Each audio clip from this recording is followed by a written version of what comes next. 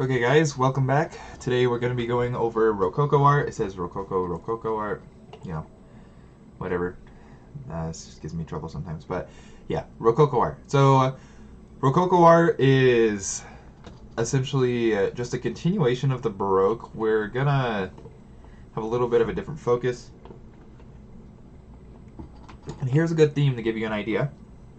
We got fashionable, flamboyant, flirtatious, frivolous, and French. So it's kind of a the Baroque is kind of like theater on a grand scale. Rococo is a bit more intimate, but it is more associated with France, mostly definitely. But the style did spread a bit. But if you remember from that Baroque era, we get those two factions, the Poussiniste and the Rubiniste, the line versus color, which kind of started with Michelangelo and Titian, and then, but you know, Poussin and Rubens, hence the names Poussiniste and Rubiniste. And so Poussin again thought line appealed to the mind and it's superior to color, because color just appeals to the senses, and the Rubiniste thought color is truer to nature and appeals to everyone. So while line only appeals to expert few, and eventually we get the Rubiniste to like win out. They are the ones that are initially that win here, and it's a very Rubiniste, like Peter Paul Rubens esque aesthetic with with the work we're going to look at. So.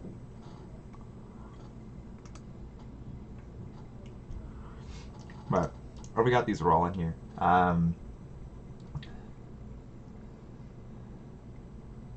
But these are just some cool stuff. Rococo art isn't super long. It'll pretty much last from about 1710 to 1760. Van Gogh, Toulouse-Lautrec, Klimt's Kiss, Munch, Scream, Whistler, Mother, Picasso, Mondrian. We'll get to these guys. This guy's not very well known, but Grant Wood. He's the American Gothic. That's the painting. That's pretty well known. Frida Kahlo. She's very well known these days. Rene Magritte. Surrealism. Here's Rene Magritte. And Roy Lichtenstein. We'll get to him too. Pop art. More Lichtenstein. Andy Warhol. Oh, yeah. I think we have some of the. Well, no, actually, no. Maybe I'm thinking of someone else, but Herring. Yayoi Kusama. Okay. Rococo art. So 1710 to 1760.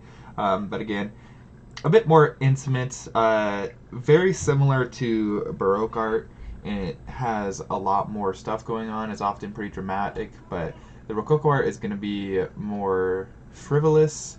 It's mostly like we're not going to see so much stuff like genre scenes and whatnot. We are mostly going to be doing this is going to be art for wealthy patrons, and it's going to be courtiers.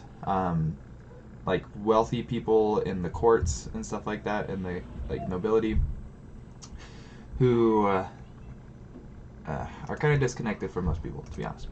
But okay, we're looking at this room. This is Pignot, Nicolas Pignot. So, room in the Hotel de Valinvier. I have no idea. I can't speak French, so if you guys know how to say that. I know H's are silent, so it's Hotel, not Hotel. But, so there you go. There's your French lesson for the day. Saint-Germain, Paris. But yeah. So this gives you an idea, right? I think this one's in the Met. It's been relocated to the Met in New York City, but very opulent, very decorative, highly detailed. We get lots of gold and pastels. We do like that. We really like the pastels in our painting. But Rococo actually comes from the word rocaille, which is pretty much like they were shells or pebbles that were used for like inlaid decorations. And then this is the like a salon. A salon is pretty much just a living room in French, but it's kind of just a place for intimate gatherings. Generally, you try to impress each other with witty conversations, but artifice was heavily valued, and obviously, if you didn't have a nice location like this and stuff like that, it's social suicide, which not what we want. Jean-Antoine Watteau, so Watteau is a pretty good name to know for Rococo art. So this was actually posted outside of his friend's art gallery. So it was actually his last work. He died pretty soon afterwards of tuberculosis, unfortunately. But they kind of admired his natural, elegant poses of the figures and just the detail and the satin and the fabrics and whatnot. He's got pretty loose brushwork, relatively. But again, this doesn't necessarily seem super Rococo or even Baroque in style. It's just it appeals to that upper class, and that's generally what we go for in many regards. So, but we do have this guy right here is actually Louis XIV getting put into the crate. So he just died. He just passed away. So out with the old, in with the new. So we're appealing to that sense of sophistication. So, yeah. And that's what. And so artists like this and art collectors would try to appeal to that. We're gonna go ahead and skip that one, but there might be another writing topic in here. I don't remember. But yeah, okay. So this is a good one to know. Definitely, Pilgrimage to Cythera. So this was actually his entrance piece for the French Academy, and it didn't fit any of the categories they had. So instead of rejecting the work, the judges actually created a new category. So they really liked it. It's called Fête Galante, as it says down there. Pretty much scenes of love, and this is pretty Rococo. But again, we get the Rubinist that won the day, so the colorist. And he loved Rubens. He made many drawings after his styles. We got the sensual use of color, often would add like a golden haze. And he actually started his career painting sits for theaters. And most of his works have this quality of kind of being on a stage, like a dance. But we get this idyllic image of aristocratic life here and in lots of his paintings. So we get elegant figures, luxuriously dressed in outdoor sittings. So yeah, but the subject is not really historical or mythological, so that's why it doesn't really fit categories at French Academy. So they created this new category. But it does have those elements to it, right? So Cythera is actually a mythological island. It's the island of love. So it's one of the places that Aphrodite or Venus was born. We don't know if they're really arriving or leaving Cythera. Are they about to board a boat? Are they looking back? Perhaps with a sense of melancholy and nostalgia, but they're all just lovers. Actually, over here on the right, we have a figure of Aphrodite, all lush and whatnot. She's got flowers growing on her. So, but yeah, so they're paying homage to her pretty much. But we get these very delicate colors, suggesting just gentle nature of lovers' relationships, and these subtle gradations of tone. So, but the figures are smaller in scale than most Baroque paintings, so that's generally pretty different. After he dies, Watteau died, his art kind of fell out of fashion, and especially during the French Revolution, they didn't really like it because it kind of just was about an aristocratic class, and the revolution was more about overthrowing that. So, but we get lots of pastoral escapades kind of associated with these old days of the monarchy and this just the frivolous aristocracy. So, and this painting was actually used as target practice by art students when it entered the Louvre in 1795, because it still had that notion for a while. Like, they would just throw like bread pellets at it. It's not like it was destroyed, but yeah. So it was actually placed in storage for a number of years. The Rococo kind of returned to fashion in Watteau probably about the 1830s. So, but it falls out of style pretty soon after this. But you can definitely see this here, the Poussiniste versus the Rubiniste, just this definitely different aesthetic. We got the Baroque classicism with Poussin, that interest in line and the mind and whatnot, and the right interest to feelings, emotion, great sense of color and whatnot with Rubiniste. So, and here is Peter Paul Rubens. He is we don't really consider him Rococo because he is a Baroque artist during the Baroque era. But you can consider him Rococo. Some of it because his works are, he's kind of the founder of Rococo art in many regards. So it's just a good example of that. Garden of Love. And you can see Watteau is definitely looking at Rubens. So we got the seated young woman here.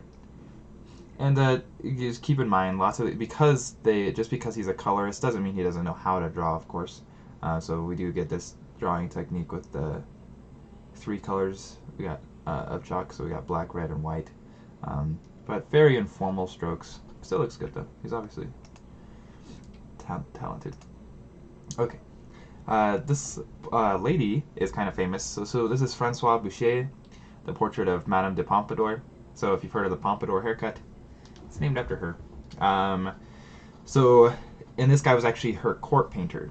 And she was not royalty. She was the mistress to Louis XV.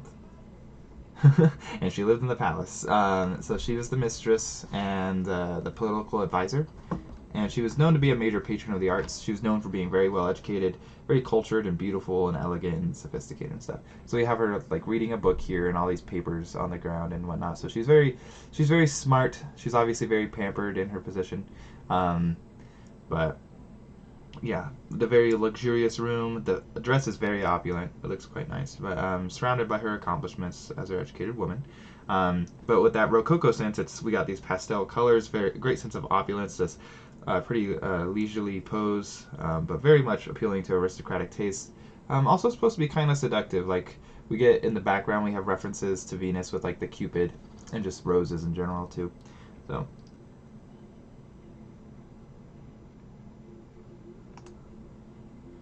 But here's the Pompadour, you can see it.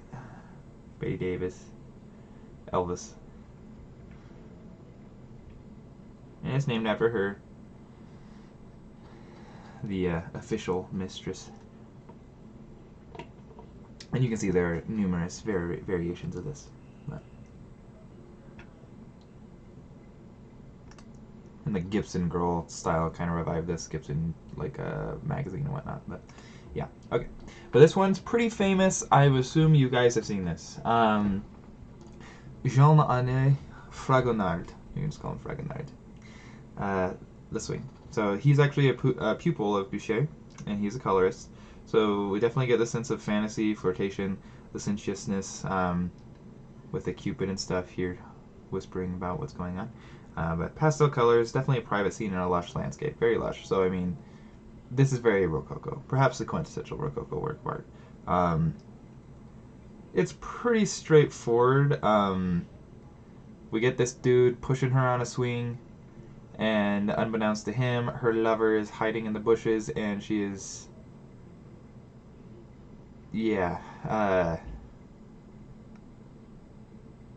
opening her dress for him. And he's having a very good time. It's like in rapture over here. But yeah, and we have the Cupid whispering. We have these other little Cupids looking, but very, very lush, very sensual. It's not a really wholesome, it's almost scandalous painting. But yeah, this pretty much sums up Rococo art right here.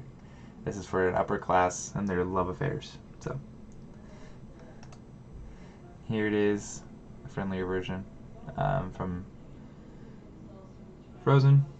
So, oh, this is sideways for me. Here's Natasha's cupcakes.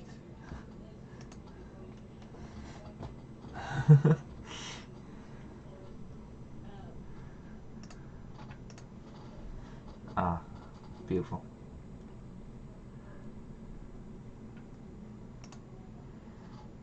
There's that one too.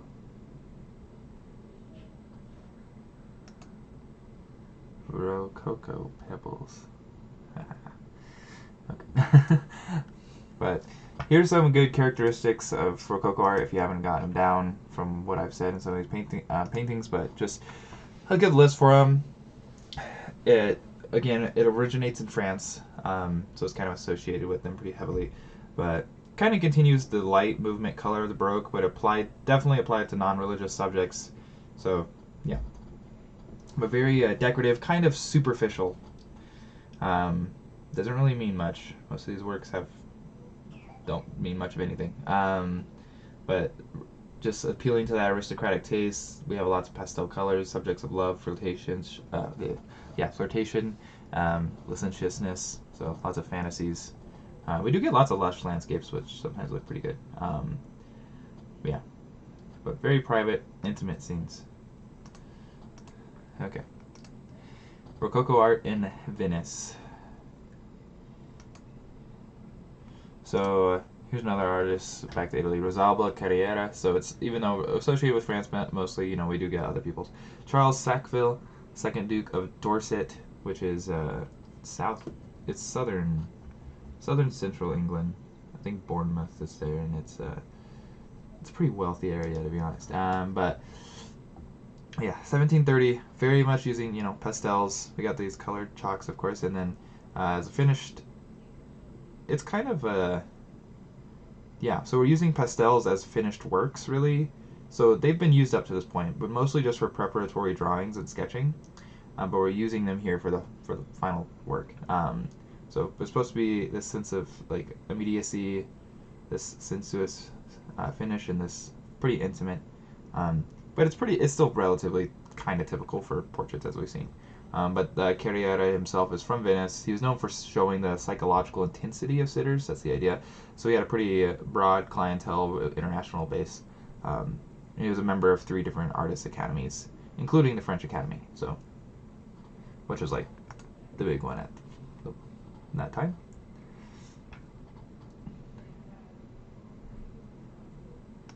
And then Canaletto, entrance to the Grand Canal in Venice, St. Mark's right here. Yeah, the Grand Canal. So this one's actually, I think it's pretty good. Kind of like, almost feels like Claude Lorraine with her idyllic stuff going on.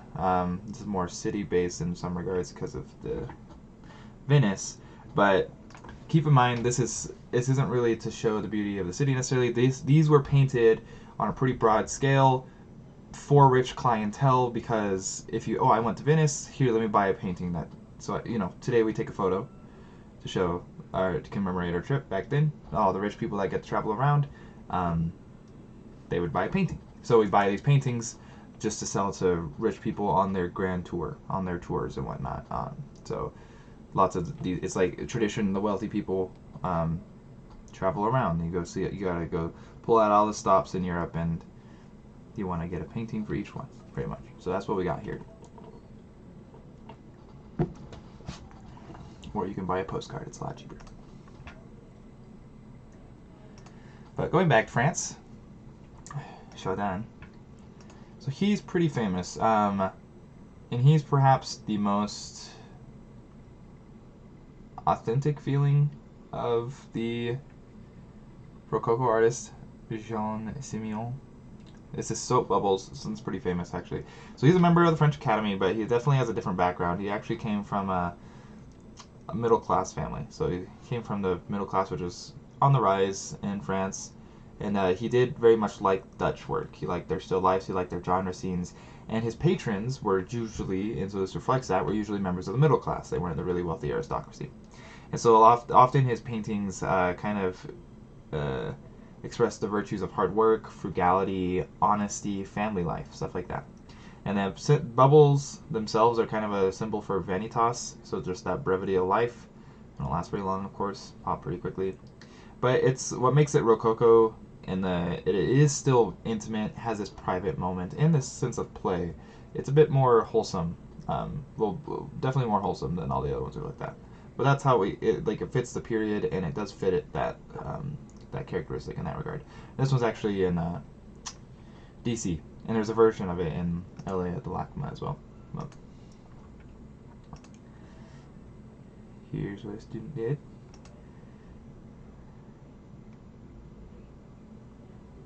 Also, pretty cool.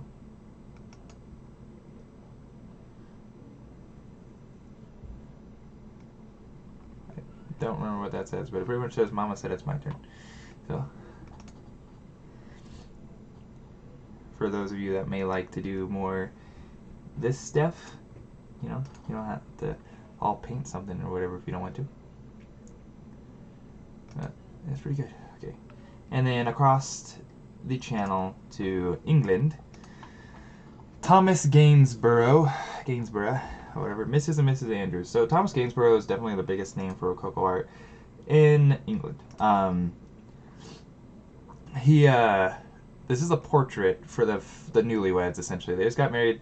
Let's see their faces. They don't seem to really like each other. The only person that might like this guy is his dog. So at least he has his dog. But but he's got like his hunting dog and his rifle and whatnot. And then there's his new young wife. So with these aristocratic marriages, perhaps you can get the idea with Louis the 15th is they often will have mistresses because they do not marry for love. They marry for their status and for their position in society. And so that would be the case here. They're not marrying because they like each other. You can probably assume they really don't like each other. But he was paid by them to pay this. Whatever was supposed to be in her hands is actually not there. It's incomplete. We're not exactly sure what was supposed to be there. There's a few ideas. But yeah, either way, so the painting remains incomplete. But Gainsborough himself, he didn't really like doing portraits. Portraits is what paid the bills. But what he'd like to do was paint landscapes, if you can get that idea, because that's what he's here painting for the most part. And he throws them in, and we know he got away with this essentially because they were newlyweds, and the idea was, okay, I'll paint you, but how about we paint you outside in front of your estate, like just to show off, all that you have to show your property. So that's what they do, and he gives a bit more detail in the landscape than he does to them. So there's that. Thomas Gainsborough is pretty famous. Okay. William Hogarth. This is actually a scene, like a different, sit. He's an English painter. He did satire paintings, so it's just like social evils. They were pretty popular among the I can't speak for some reason. The aristocracy and the newly prosperous middle class in England as well. So we get these modern moral subjects. So kind of similar to representations on the stage. They were just generally depicting moral decline. So this kind of a call for return to simpler times and values, which is something that will actually be relatively consistent. We're going to start seeing people that will worry about that. Just like now, you can probably think about people now just saying like how there's been moral decline, and there often is, right? But it's not, life goes on in that regard. So, but then again, most of what we do, even the people that were morally in decline might find some of the stuff we do horrendous, but there are still things that they start to become more normalized here. And just like here, we have the orgy. He's pretty much at a whorehouse. So that's what's going on here. But kind of he's the master of storytelling details. So the series were engraved and they were sold in very large editions. So the first copyright laws kind of emerged because stuff like this would get pirated. But the lower classes did have access to this because of those prints and whatnot. And Hogarth knew that those were going to be his audience in many regards, his largest audience. And this one's set in the Rose Tavern. It's a famous brothel in London. So kind of full of visual clues. The woman on his lap is actually stealing his watch, handing it to the lady behind her. Black spots on their faces kind of cover sores from syphilis. So kind of the ancestor to the storyboard for films. But this is called The Rake's Progress, and there are a number of these. So this is the first painting. Tom has come into his fortune because at the death of his miserly father, like a miser, like Scrooge is a good example of a miser, like someone who just is a penny pincher, keeps all their money and whatnot. So while the servants mourn, as you can see there, he is being measured for new clothes, and he's also rejecting the hand of his pregnant fiancée, Sarah, whose name was Sarah Young. And so, whom he had promised to marry, and she's holding her ring, here on the left, and her mother is holding his love letters, right over here. And so he's just offering to like pay her off, pretty much, put it clear that she still loves him, of course, even though he's not worth it, obviously. But that's the first painting. And the second painting, Tom is at the morning levee in this in London. So it's attended by musicians and other hangers-on, essentially all dressed in expensive clothing. They're just there to show off to each other. And then we go spend some time at the Rose Tavern, go to a brothel, whatever wholesome guy does. And then every gentleman does, of course. A gentleman's club, that's also the name. But this one's actually the fifth one. So in the fifth, he's attempting to salvage his fortune by marrying a rich, but aged and ugly old maid. So that's kind of the idea. And this is at a church called Saint Marylebone. So Tom's actually not looking at his new wife, but at her servant girl. So in the background, we actually have Sarah arrives holding their child. Apparently she was pregnant, while her indignant mother struggles with a guest. So, yeah, definitely you can get the idea of that moral depravity that we're going on here. So, and then the sixth painting,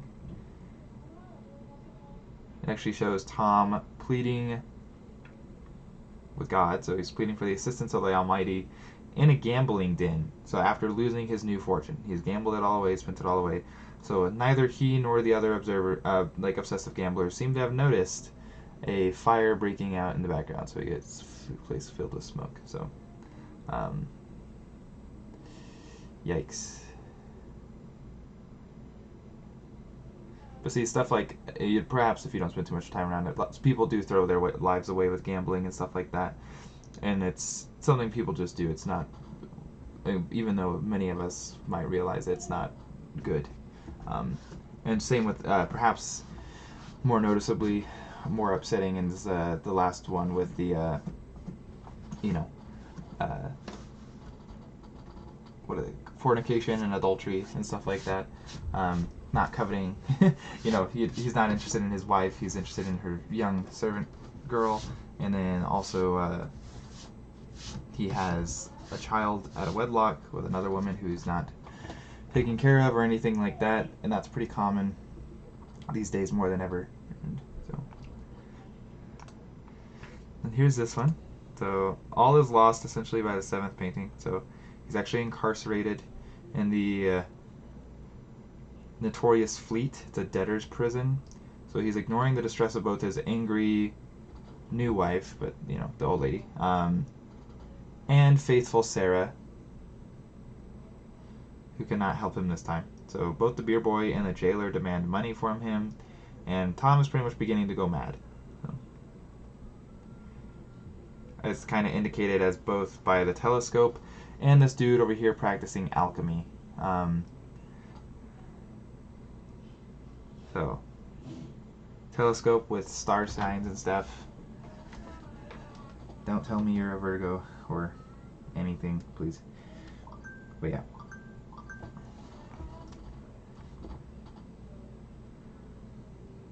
Oh yeah, and at the over here is an apparatus for wings. So hopefully you can escape, fly away. And then finally, insane and violent. In the eighth painting, he ends his days in the notorious Bethlehem Hospital, also called Bedlam, as you may have heard. So it's London's celebrated mental asylum. So only Sarah is there to comfort him.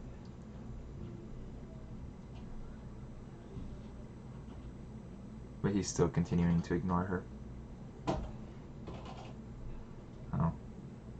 But while some of these details may appear to be disturbing to modern eyes, actually, this was pretty commonplace in Hogarth's day. For example, these fashionably dressed women, they have come to the asylum as like a social occasion. So you just did this for fun. You could go to the asylum to just be entertained by, bizarre antics of the inmates, of the crazy people.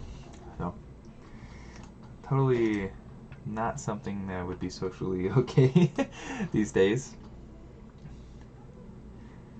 But yeah, and here's a scripture to go with that. This moral depravity stuff.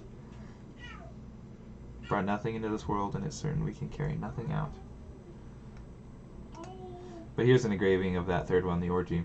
So he actually became pretty wealthy through the sale of these prints. But yeah, okay. Let's do the unknowns quiz. Should be pretty straightforward. But we got Watteau, Boucher, Fragonard, Carriera, Chardin, and Hogarth.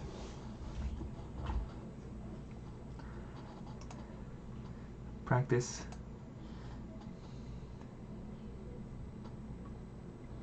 So this one may not be super obvious. So we did look at another guy who did portraits, of course, but what perhaps gives it away is the same lady. This is Madame de Pompadour still, so it's Boucher who's again her painter. So, this is Boucher. This one, a bit more wholesome, on the wholesome side. So this is probably actually the picture exhibited at the Paris Salon of 1741. Yeah.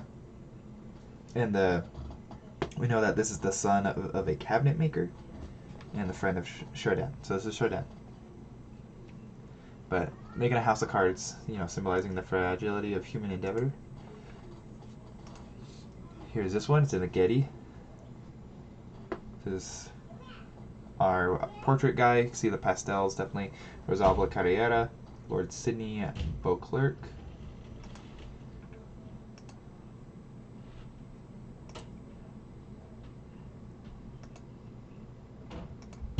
Okay. But this one's a little bit different. There's some similarities though. But this is Watteau. This is Mezzatin. So he's actually a comic character from the Italian Commedia dell'arte.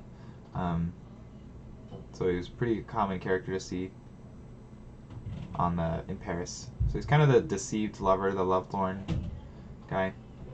This is how he's often depicted, with a floppy hat, a rough, short cape, and stuff like that. So.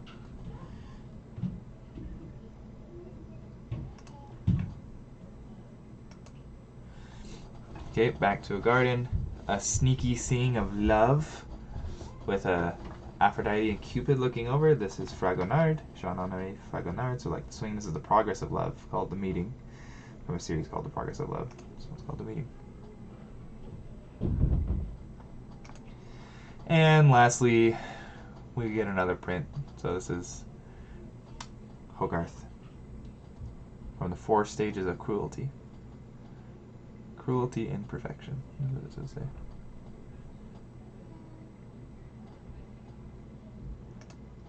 Okay. But good words to know, the Fête Galante, the Poussiniste, and the Rubeniste. And especially it's good to know both of them, because although Rococo art is the Poussiniste, is the Rubeniste, the Poussiniste are going to win the day after Rococo art. Neoclassicism is the Poussiniste ideology school will win the day there, and we're going to look at Neoclassicism next. But the Grand Tour, going on their tours and whatnot, lots of this work represents the Grand Tour, is for them to buy. And then moral narratives, which are perhaps the good thing that comes from this, with like Hogarth and whatnot. So talking about the moral depravity of society. So there's that. And then these are the works you'll want to know. So that first Pinot, but a couple of Watteaus, Boucher, Fragonard, Carriera, Canaletto, Chardin, the Gainsborough, and Hogarth's Rake's Progress. But, okay, that's it for this time, of course. Feel free to, please do email me if you have any questions and whatnot. I'm trying to be on top of the grading. I may fall a bit behind, but yeah. I will hopefully I'll be sending out the Neoclassicism lecture, and we'll probably just be meeting at the beginning of next week. So Monday of week 7, I believe. But yeah. Have a good day.